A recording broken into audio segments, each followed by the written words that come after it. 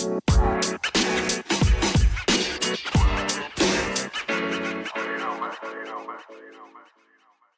ba ay may problema? Basta hindi pera. Ikaw ba ay may chika? Basta hindi mema. Ihanash mo na yan sa mga paborito mong friend na dito sa Dear Bex. Baxters. Di ba Dear Dear Bex? Di ba Bex. Baxters? O mga pala Dear Bex.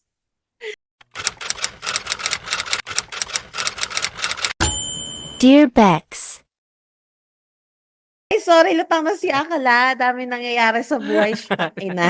Carry lang yan. Parang lagaring-lagari tayo today, ah. Kaya pa ba?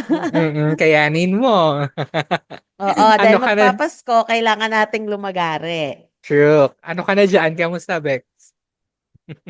Haggard. Oo. Nakaligo lang pero haggard talaga. Kanina pa ako Truly. gising eh.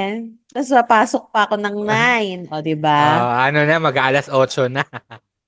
Oo, Matapang. confident. Oo. Ako naman, Ikaw, Bex, kamusta? this is my first day of freedom. So, Fuck. ano tayo, kalma tayo today, kalma. Parang, ito pala yung feeling, wow. Ang gaano walang iniisip, my gosh. Pero, syempre ano lang naman to, i-enjoyin ko lang for a couple of months. Tapos, syempre, lagari ulit tayo. Correct. Need talaga ng break ng akla. So, ipinush. Happy Dapat Wednesday, lang, mga no? Bex. Oo, true, true, Oo. true. Happy Wednesday! Ano Ayan, na maraming salamat sa sa support niyo sa amin, sa patuloy na support true. from Baxters to Dear Bex, like this mini Correct. episode Mm. namin. Ano na kayo dyan? Kaya pa ba? Oh. Ayan. So, thank you so much for everything. Everything! Ni lahat na. Na yung sabang nagmamadali. Ayan, mag-ano na tayo, mag-quick mini baklita lang tayo. At saka lang, gusto ko lang i-preface yung, baka kasi may mga, ano, parang disclaimer lang din. Yung baklita namin, at saka yung mga mini baklita namin. Huwag niyo kaming gawing main source. Ganyan.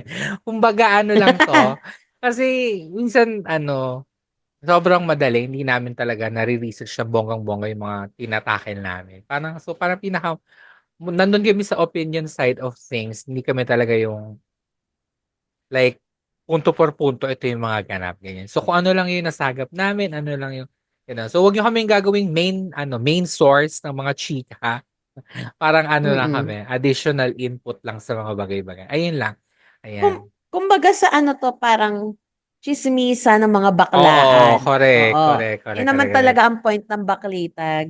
Ginagawa naming fun lahat ng True. chikahan, kahit na negative man yan. And syempre, we have our own opinion naman with these things. True, true, true. And yun nga, gaya na sinabi ni Bex, hindi kami news source na parang 24 oras, ano. Yun talaga Oo, magto-thorough research pa true. kami. Kunin namin yung opinion ni ganito, kunin namin ang story na ganito.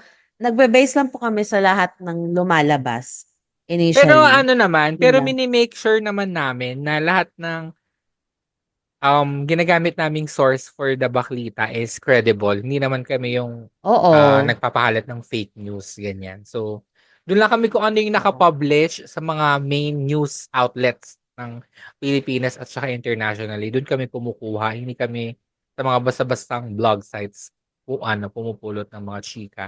Ayan. So, ang chika natin for today, unang-una na dyan ay si ate mong Lana Del Rey na talaga namang agad-agad nagpakasal sa isang zookeeper ba? Tama ba?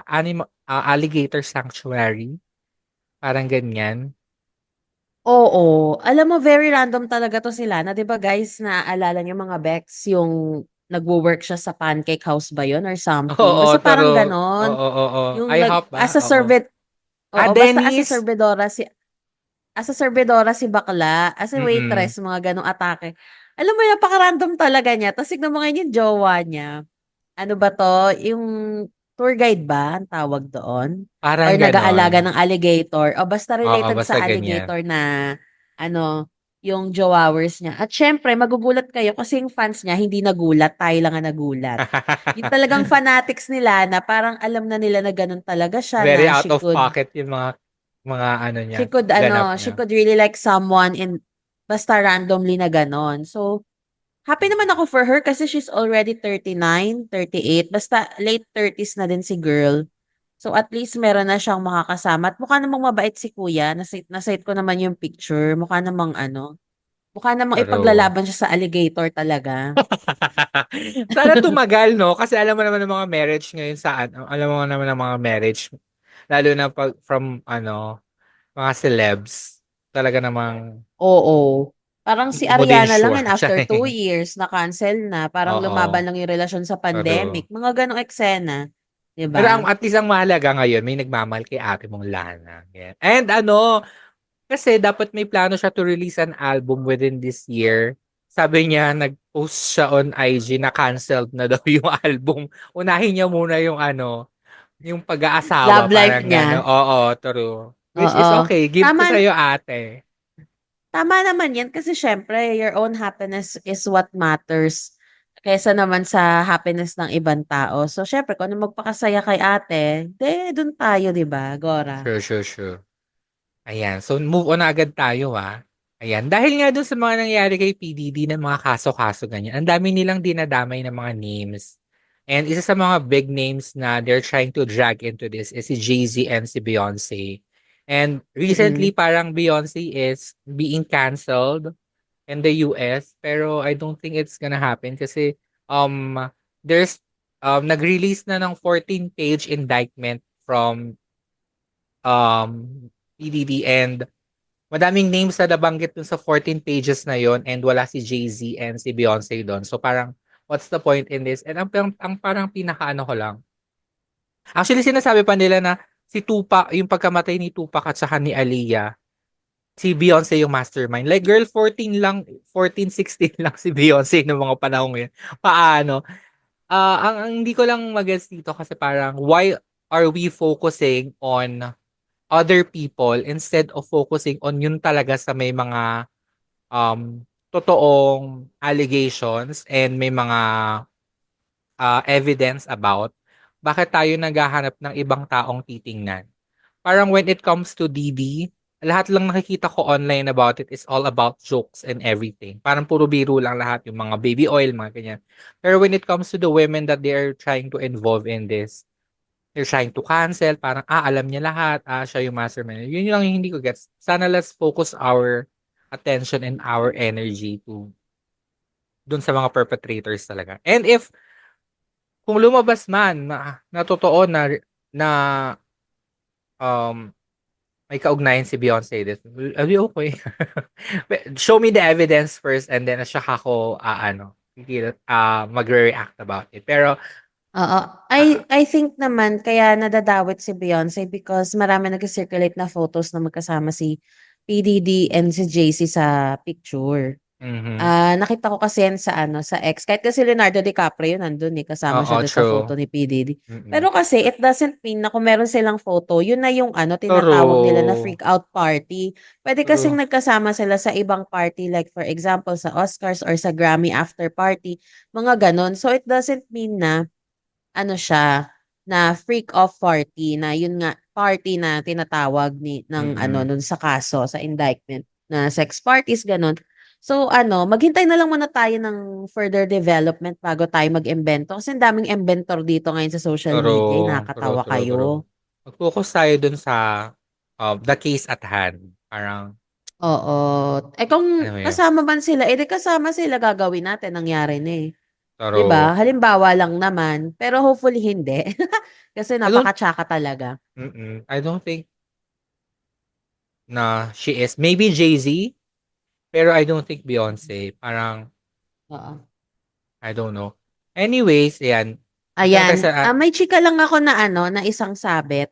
go, go, Bilang go. nabanggit mo na si Beyonce, alam ko maraming haters si Katy Perry. Eh, di hate niyo siya kasi ano, booming siya ngayon sa ano, next year. Naglabas na siya ng additional dates, ng additional tour dates sa Australia. So magsisimula na po siya mag-tour next year, June 2025. And tuloy-tuloy lang po siya sa pag-alagwa at nag-opening siya sa AFL ng Australia recently para tong NFL, ganon. Yeah, yeah, Gano'n yung yeah. atake, may pa-sports opening. Powerful naman si Akla, talagang pa-show talaga siya. So Oo, correct. congratulations kay Auntie Katie, tsaka meron siyang 3 track sa bago niyang album na Bet photo, yung kasama yung anak niya. So, Mhm. i-check out nyo na lang yun kasi cutie-cutie. Tapos, tuloy-tuloy nyo lang siya sa pag-cancel kasi tuloy-tuloy din siya sa pagyaman. Kasi, di ba dami pa yung yung tour dates niya sa iba-ibang bansa. Tsaka Mhm. naging successful yung, niya, yung concert niya sa Rio, sa Brazil. True. So, yun lang. Chika, share ko lang kasi ang dami niyang haters. Nakakaloka kayo. I think it started kasi with her yung pinakauna niyang release na song which was Woman's World ba title nun? It Oo. was really just not giving and yun nga dahil nga she worked with uh sexual assaulter. So parang dun talaga nag-start yung hate. Pero ayan, so let's move on to the meron pa tayong isang mini baklita dito yung kay Alice Go. Nabalitaan mo ba to na Mhm. feature siya sa Al Laban, Jazeera. alias. Mm-mm. And if you guys don't know, Al Jazeera is like the BBC and the CNN of the Middle East. Parang gano'n siya, 'di ba? So, parang siyang mini docu, 5 minutes about kay girl and parang very detailed siya and actually parang mas marami pang alam yung Al Jazeera about her than most Pinoys and even yung mga nasa gobyerno na nagagawa ng hearing about her.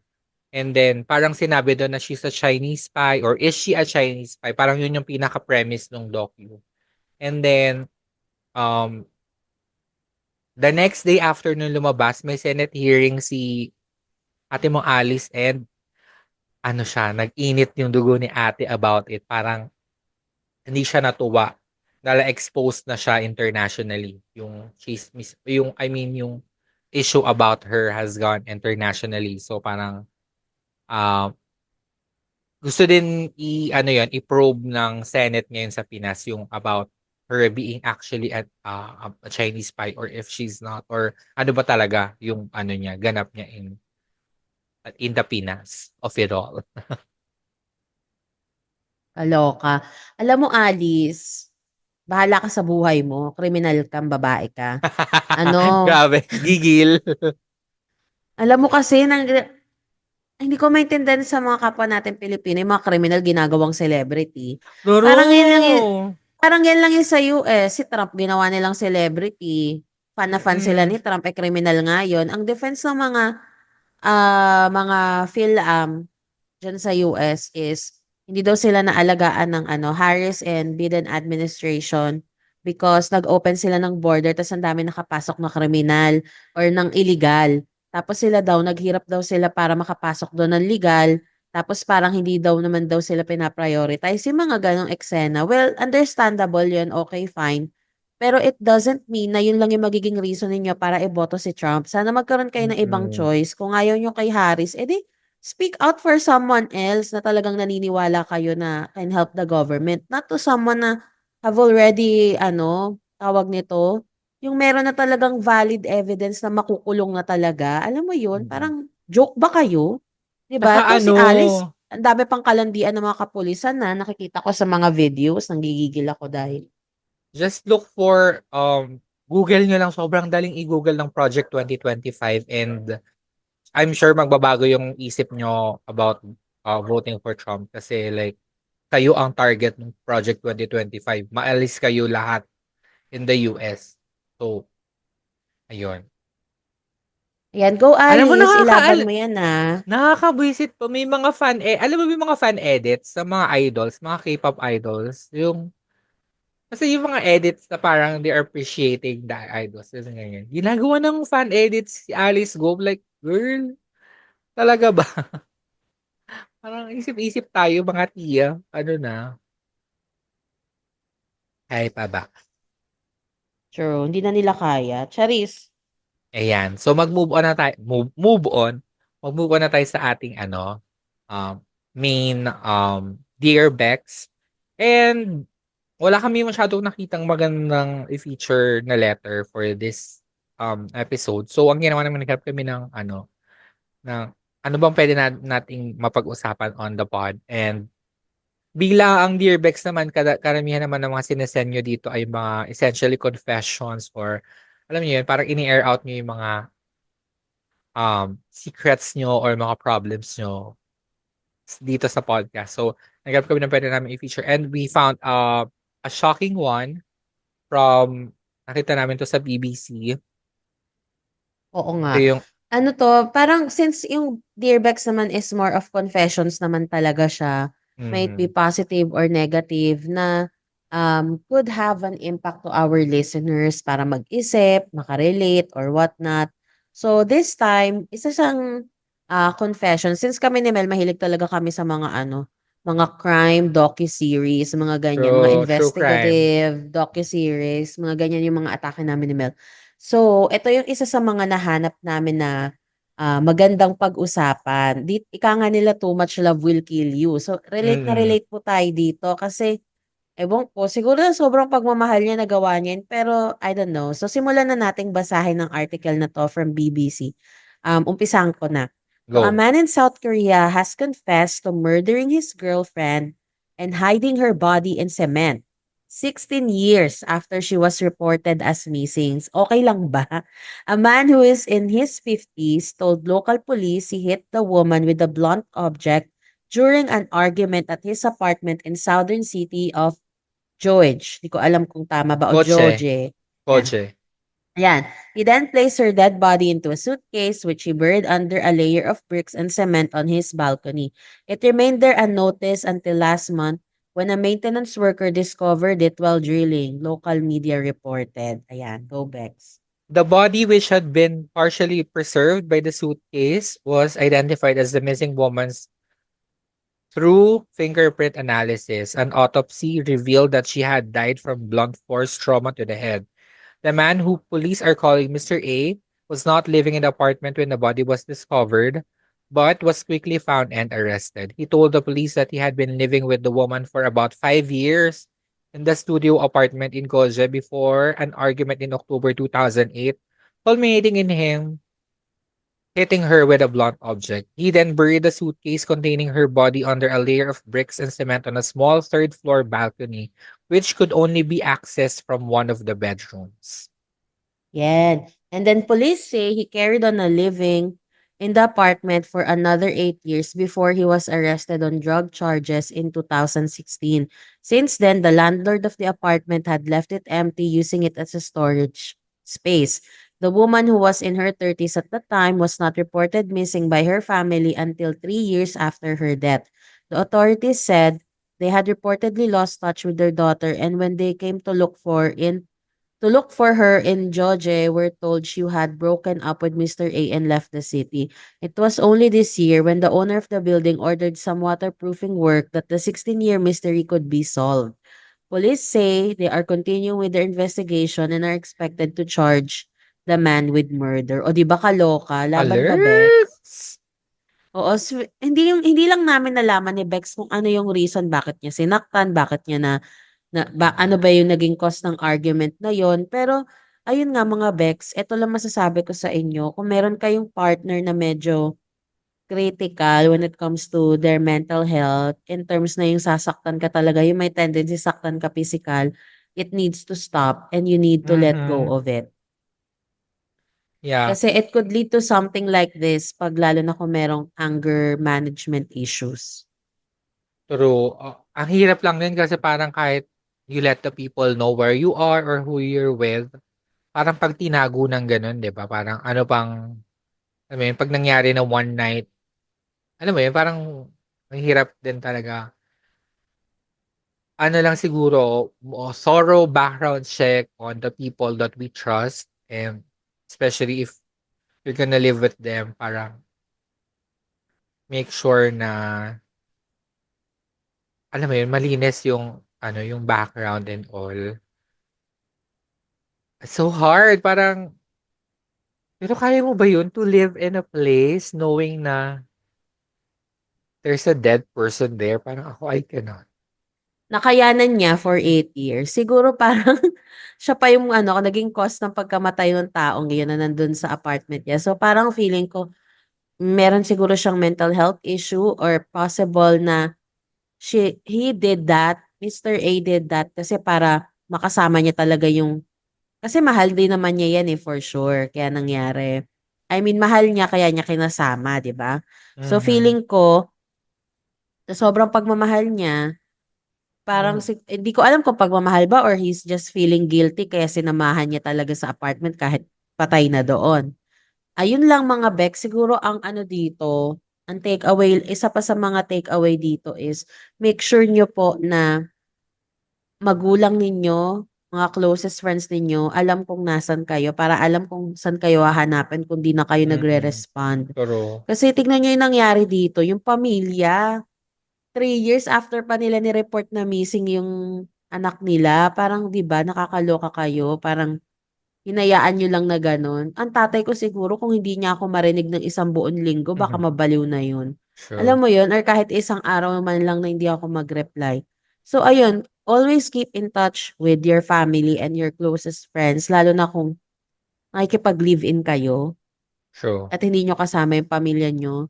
Kasi or kahit hindi na lang gano'n, kahit wala kayong ka-live-in kung you're living by yourself, sabihin niyo pa rin kasi anything could happen, eh. Alam mo 'yun? True. Actually, this reminded me of a case in New York noong 1990s. Ito naman drag queen siya. Ang drag name niya is Florian Corey. Ang nangyari naman, namatay siya of AIDS. And then yung mga drag ano niya, daughters and yung mga friends niya, bebenta sana nila yung mga ibang old gamit nito ni Florian. So, tegi na si Madam. Nung pumunta sila dun sa apartment, may isang suitcase dun na sobrang bigat. Naka-suitcase din. Kaya ako naalala bigla eh. Kasi suitcase din yung sa Korea. So, hindi nila mabuhat yung suitcase. Sobrang bigat. Pagbukas nila, mayroong bangkay na mummified na. Sobrang tagal na niya dun sa loob ng suitcase. Sa parang, the mystery is, hanggang ngayon, hindi pa rin alam sino yung lalaki na nandun sa suitcase. And if yung drag queen ba talaga yung pumatay or tumulong lang siyang magtago nung ano, ganyan. Actually, sa season 1 ba or season 2 ng Pose, yung it's a gay TV series, TV show. And explore nila to eh, pero parang ginaya lang nila yung concept in one of the episodes na may bangkay dun sa closet ng one of the drag queens. Anyway, so ingat tayo guys. Baka mahirap na maisilid sa drum at masimento. Lalo na sa mga Bex natin diyan kasi ngayon 'di ba we keep on saying safe sex, practice safe sex ganyan. It's not only na lang. Safe sex doesn't really mean about being protected or having protection during sex. It's also being safe physically na make sure na before kayo bumuking, may nakakaalam kung nasan kayo, kung saan yung kabuking nyo, ganyan. Huwag kayong gugora basta-basta and huwag tayo masyadong trusting with people, lalo na nowadays, ang daming scammers kasi, alam mo yun, sobrang, unlike before na, ang hirap to connect outside, ngayon, isang text lang, maransakin na kayo ng mga ibang, alam mo yun, so ingat-ingat tayo mga bets ngayon. Huwag tayo masyadong papadala agad sa mga, ano, sa mga otoks. Ganyan. True. At syempre, ayan, maraming salamat, no? Sana may napulot naman kayo sa article na 'to. Oo, Pag true. interested kayo, search nyo lang South Korean murdered girlfriend. Lalabas yung BBC Oo, article na yan. suitcase eksena, ganyan. Oo, Okay. correct. So ngayon, mag-move on naman tayo. Meron ka bang Jonas Brothers very quickly or meron ka bang meltdown? Ako may meltdown ba ako? Ang dami kong kinaka-bother. Charing. Too many to mention. Too many to mention. Paano kaya yun, Bex? Charis. Siguro, M2M. Di ba ganun yung mga autograph before sa mga slam M2M. book? Oo. M2M, many to Speaking mention. of, no, yung M2M, kung nakita nyo yun, mga Bex, ha, yung nag-viral na Oo, ano nila. true. September Oo, nung 22nd, September, Sunday 25 after 9. in the Memorize. doorway Oo, with your with your kiss. kiss. What? Charis. Kinanta, Oo, shota. true. So, 20 ayan, abangan nyo years? kasi mukhang, Ano ba? yeah, abangan nyo kasi mukhang magbabalik sila, mga Bex. Kasi parang nagsabi sila na thanks for the support and we're excited for what's coming up, mga ganyan keme. So, Mm-mm. baka nagsisteer na sila ng bagong comeback. Anyway, so ang Jonas Brothers ko this week is, tsaka. So, experience ko kasi yung parang, di ba, pag meron kayong mga get together, Mhm. kunyari sa company or sa school, Tapos syempre may nag-o-organize niyan, 'di ba? So Mm. parang parang chip in ganyan. Parang ayoko sa lahat yung nagsasayang ng pera. I mean Aha. ako sa sarili ko, alam ko hindi ako kuripot. Guys, hindi talaga ako kuripot. Magastos ako. Pag may pera ako talagang give You all ako, spend it. nanlilibre Yeah. ako. Oo, I spend it, ganyan. Pero magtatabi pa din naman ako kahit paano. Yun nga lang, I'm after quality kasi. Ayoko ng parang titipirin ko yung sarili ko para lang, Putyo-putyo. alam mo yun? Oo, ayoko ng ganun. At the same time, ito ang bago sa akin, ayoko nagsasayang ng pera. Siguro dahil alam mo yun, masyado ko nang bina-value talaga yung pera, kaya nga kami Oo, mukhang te. pera ni Bex. So Mm. may eksena na, mukhang pera ni Bex. So may Totoo eksena na naman sis. At saka kasi pagka nabulag-bulag na nga tayo para sa pera eh. Tapos sasayangin lang. correct. So para eksena kasi sobrang daming budget. Parang ilan lang kami siguro sa group. Tapos 7, tapos tagwa 1K each. Mhm. Tapos parang hindi ko naman na-feel na 1K worth yung kinain ko.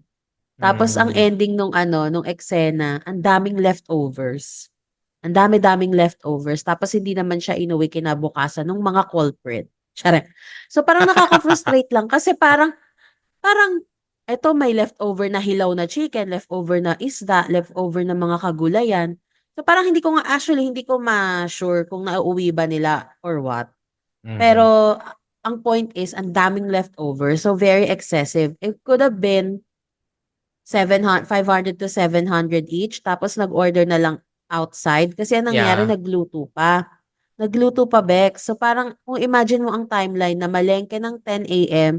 ay 10:30 nakadating ng 12, nakakain ng 3 p.m. kasi nga nagluto pa. So Aha. parang ang daming pagod, that's after shift. So parang nakaka-frustrate siya na ewan na parang alam mo yun, parang hindi waste of time. It could have been better kung lalo na 'pag ganyan na galing kayo ng after shift, could have been better kung order na lang. Tapos True. well spent pa yung money kasi hindi ka napagod, masarap pa yung food. Kasi okey True. lang sana kung magaling yung nagluto, ay hindi naman Bex, paano yun? 'Di ba? So parang Mm. anyway, ang dami ko chika off air but that's the gist of it. Sana naba-bother ako sa mga taong hindi vina-value yung pera. In a Mm. sense na parang spend it wisely naman. Okey lang gumastos pero make it worth it, you know? Yeah. In a True, true, true. Ako naman ng well done ko, very, very short, very easy. Ayoko ng childish pranks. Parang, let's grow up. oo. Yun lang. Okay, next. Meron ka bang learnings? Ang Gets mo na learnings ko, na. 'wag magtiwala sa mga culprit. Charing. And Correct. everybody is capable of being a culprit. Yes. Kumbaga 'pag may mga ganyan ako na lang mag-asikaso. Okay, go Bex. Mm. Baka meron Ako kang learnings. meron ko ang learning so ngayon, that doesn't mean you're mature. You can get petty.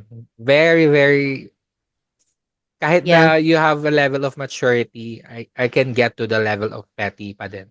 Ayun lang. So yan, thank you so much mga Bex for listening to Dear Bex on a Wednesday. Yes. And ano pa? Thank you mga Bex sa pakikinig at patuloy na suporta sa amin. And syempre, kung wala po kayong Spotify or Apple Podcast, please tune in sa YouTube. Kasi medyo nagiging active na kami because Mel is getting free from Oo, true, from true, true, work. true. So, kung nakikita niyo may mga reels na kami doon na dati wala. So, ituloy-tuloy niyo lang po ang pag-subscribe at pag-follow sa amin sa lahat ng social media platform. So, ayun lamang. Tsaka effective yung last time natin nabanggit na mas madami tayo ng bahagya ng followers kay Anik. Dumagdag naman kahit pa paano yung followers natin on YouTube, ganyan. Follow niyo din kami on all our socials. That's at Dexter's Podcast. BEKXCERZ Podcast on we are on IG, we are on TikTok and Facebook and YouTube. Wala lang kaming X kasi parang there's no point of having one for the pod ngayon. Parang And we don't want to support Elon Musk. Charing. Anyway. alam mo ba, nabubisit ako sa mga tweets niya. So, blinak ko siya. The following day, naka-unblock siya. Like, yung totoo, bawal ka i-block. Oo, actually ginawa ko din yan pero nakikita ko pa rin post niya. So parang annoying. Diba? Anyway, Diba, diba, diba? nasa threads na lang ako para tahimik ang buhay. Ayan. So, follow niyo rin kami on our personal accounts at RommelPaul620 and at Jonah with 4 A's and at Between the Jobs. And if you need social media marketing strategies and whatever, Gusto ko contact me. whatever. All that jazz. Madami siyang paandar in life. Ayan, Correct. contact me or reach out. If you need fashion illustrator, copywriter, writer, anything that is related to art and the likes, please contact Mel. Free Kayang-kaya ako niya ngayon. yan. Oo, madami akong time ngayon. Marami time Oo, din free ang siya ngayon. pumatol. Oo, pero hindi po kami pumapatol sa X-Deal ngayon na. Mukha po kaming pera, kaya bayaran nyo kami kung gusto nyo kaming i-hire. Depende sa True. X-Deal to, Bex. Depende sa X-Deal, baka naman worth it yung kapalit. But, So, pag you para know, sa pod, money is parang life. kaya. Oo, pag para sa pod, parang Oo, kaya. oo, oo. So, Ayan. ayun lamang mga Bex ha. Tuloy-tuloy lang tayo sa pag-tune in. At syempre, para sa Dear Bex, isend nyo na po ang inyong mga story kung gusto nyo ma-share sa True. mundo. Sure. Ayan, sige na, go na kami at aalago pa si Bex pag-ora ng kanyang workaloo. As Hi! alagarista, kuratsa. Oo, Tama ba dahil pangalan niya? Ang babae walang pahinga. Ligaya pala. Sino si Kuratsa? naalala ko na naman yung clip ni Osang dun sa ano sa farm. Anyway, hanapin niyo yan mga Bex. Thank you everybody. Appreciate it. Bye. Always be kind. Bye. You've been listening to Baxter's The Mel and Jonah Show. Follow Baxter's on Spotify and subscribe on YouTube. You can also find us on Google Podcast, Apple Podcast, Facebook, TikTok, and Instagram. At Baxter's Podcast. That's BEKXTERZ Podcast. If you like this episode, rate and review our show on your podcast app 5 stars.